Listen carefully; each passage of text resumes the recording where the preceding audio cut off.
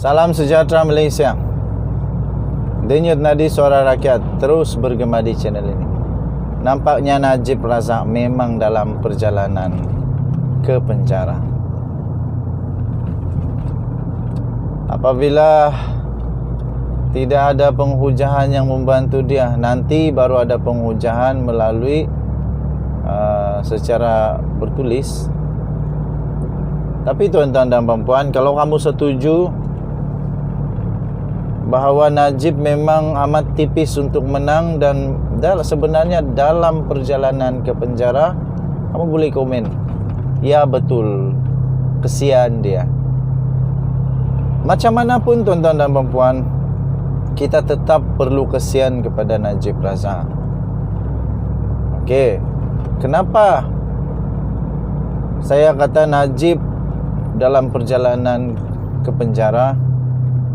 Kerana sekali lagi di mahkamah dinyatakan bahawa memang Najib main banyak peranan dalam melakukan jenayah di SRC. Dia memainkan banyak peranan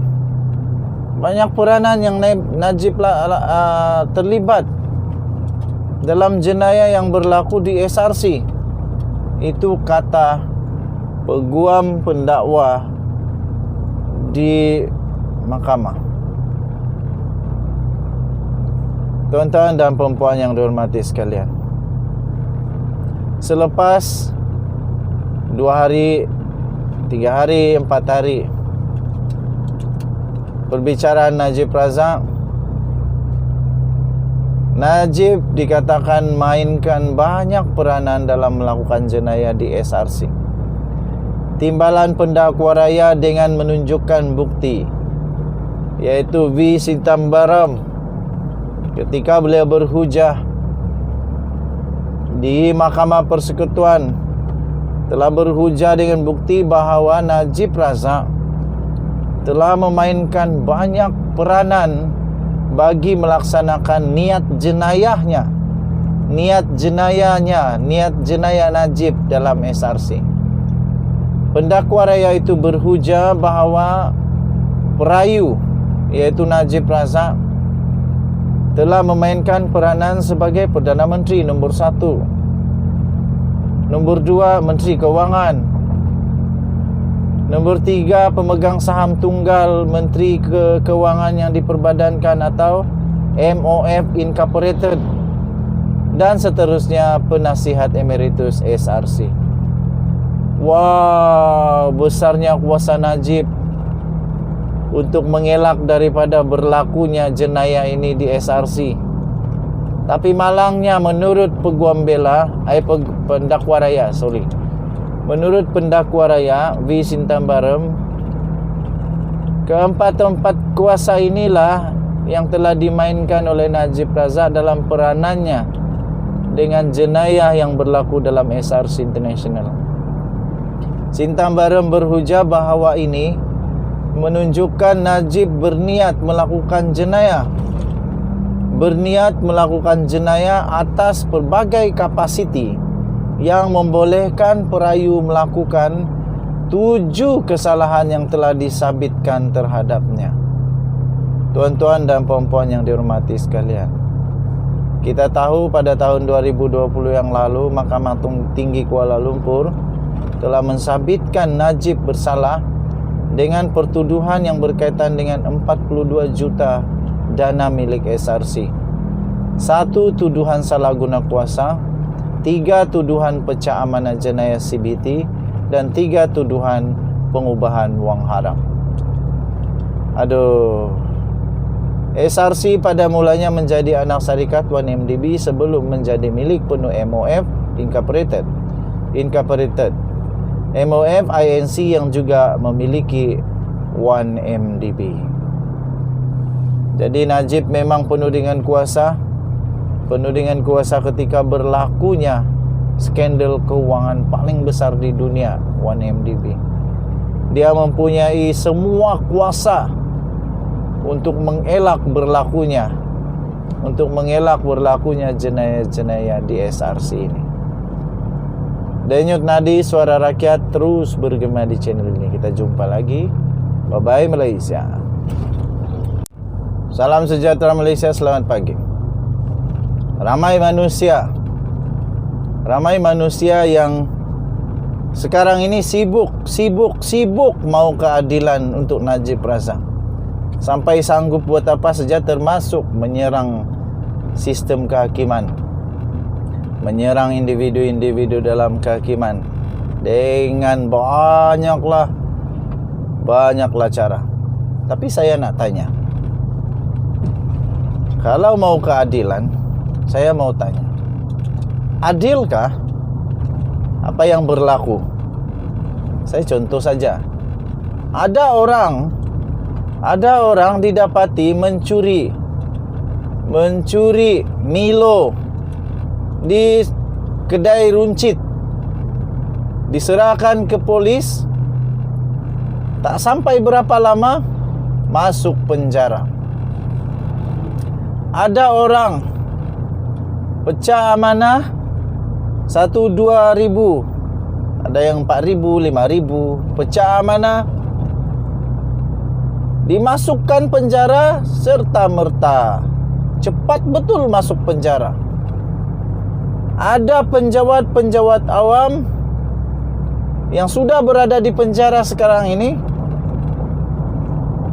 hanya kerana didapati menerima 1-2 ribu rasuah. Ada yang 2 ribu, 3 ribu, 8 ribu, 10 ribu, 100 ribu, 200 ribu, banyak jugalah. Tapi tak lama kemudian memang dah masuk penjara pun. Ada orang didapati didapati mengubah wang haram menjadi bersih, money laundering.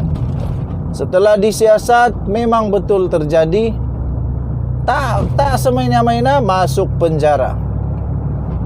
Ada orang didapati masuk ke dalam akaunnya wang yang tidak dapat dinyatakan dengan jelas, akhirnya didapati dia bersalah. Kerana apa? Pengubahan wang haram, rasuah dan sebagainya, masuk penjara.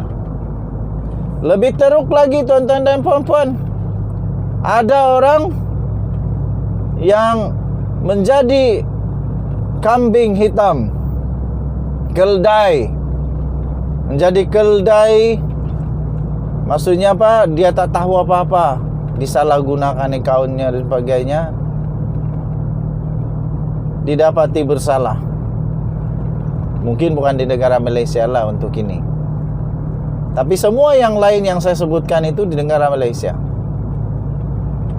Tapi sudah dipenjarakan. Tapi Najib Razak belum dipenjarakan. Malah dia masih bebas untuk berkempen. Malah dia pun dapat keluar juga ke negara jiran. Inilah keadilan yang kita sebut. Baguslah, tahniah. Semua itu adalah keadilan untuk Najib Razak. Kenapa? Sebab dia ada jasa kepada negara. Okeylah, tahniah, saya gembira. Sebab mahkamah beri dia peluang.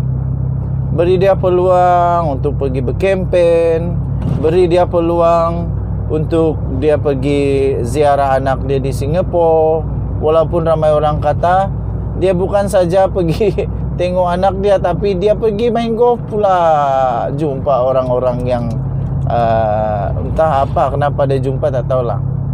Semua itu kerana kebijaksanaan mahkamah. Mahkamah buat penilaian terbaik. Jadi semua itu adalah keadilan.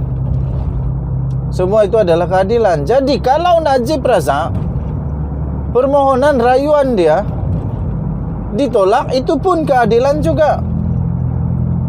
Jangan rosakkan sistem keadilan negara Malaysia. Jangan risikokan tercemarnya nama baik sistem keadilan negara Malaysia. Pada saya, sistem kehakiman, perundangan adalah above all. The law is above all.